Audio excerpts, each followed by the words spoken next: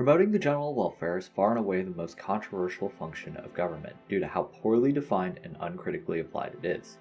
The goal of this lesson is to adequately define what the general welfare looks like and establish clear limits on the concept. I'm Pragmatic Penguin. Let's get to it. To understand the general welfare, we must briefly return to the state of nature. I know, we created society to escape, but we need to visit to remember precisely why. As you may recall from the first 4 videos of this series, non-zero-sumness is the driving force behind the creation of society.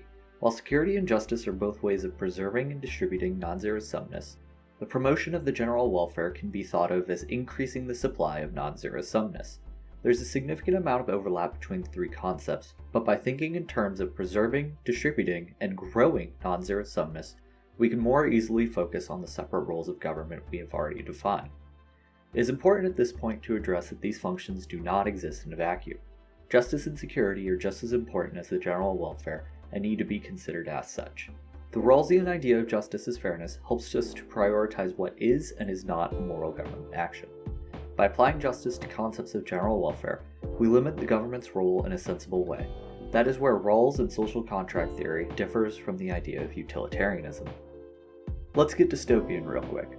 Imagine a society where a small group of people must work 18 hours a day, every day for the entirety of their lives. But this creates a situation of such excess that the other 90% of society can live with pure freedom from any obligation. The utilitarian may be able to justify such a society by determining that after a specific point of working, there is a diminishing return on suffering, and so the additional suffering is insignificant for the amount it improves the general welfare. In this fictional scenario, the utilitarians would determine, based on some fairly dubious math, that more workers would not substantially improve this free majority and less workers would cause the freedom to diminish, so they would be in an equilibrium which they claim is justified. By applying justice to the situation, we can concretely identify how both aspects are violating what is acceptable for government to do, because the defined principles are violated. The first is that liberty is completely removed from the small group, therefore making this action unjust. At this point, based on the definition of justice as fairness, the second principle doesn't need to be addressed. Even if it did, the inequality in the society specifically harms the least advantaged members of society, and therefore it is not to the benefit of all and cannot be justified. Justice tames the general welfare as an instrument to produce excesses which improve our lives by examining the means by which we can accomplish our end state. Government operates on society through actions which create order, which is ideal for establishing justice and providing security.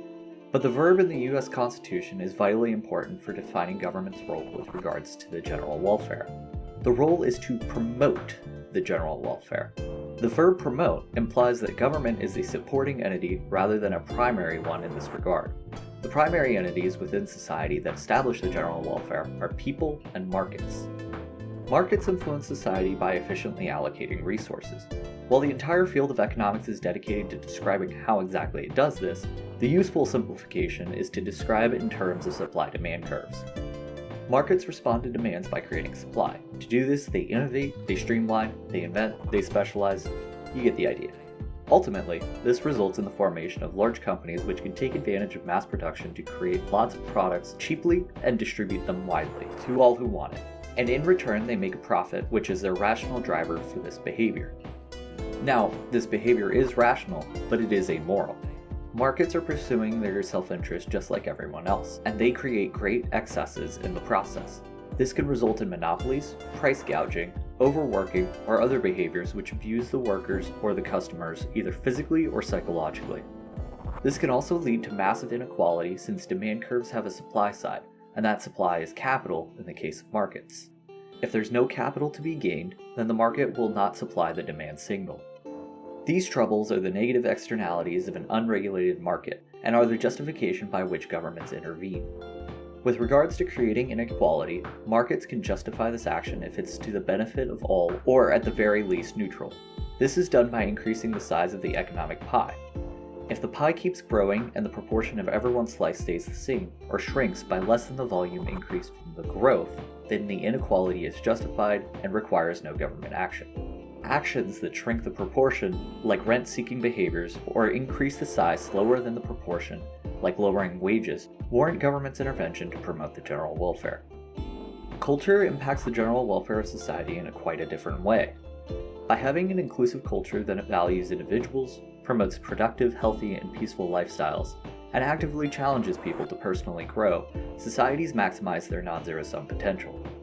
While this is ideal, this is not the reality, and people will not agree to live in a society where these behaviors are forced because it would limit their liberty in an overly invasive way, and thus violate our first principle of justice is fairness. When it comes to the concept of the general welfare with regards to people, there are no examples that I can come up with that justify government intervention in this regard. If you disagree and have some, please drop them down in the comments below. Today's lesson introduced a new conception of society's first principles of security, justice, and the general welfare, as ways in which non-zero-sumness is preserved, distributed, and grown. We then showed the limiting effect of justice on the general welfare to prevent a dystopian society. Finally, and most importantly, we defined government as a supporting entity to bring order to the efficiency of the market. This lesson concludes the most abstract and philosophical portion of the Building Depth series. Future videos will use the analytical tools developed throughout the series to look at specific policy areas in greater depth. If you made it to the end of this video, I just want to say thank you for watching. If you enjoyed what you saw, please like and comment your thoughts down below, and don't forget to subscribe and hit that bell, so you never miss out on more content just like this.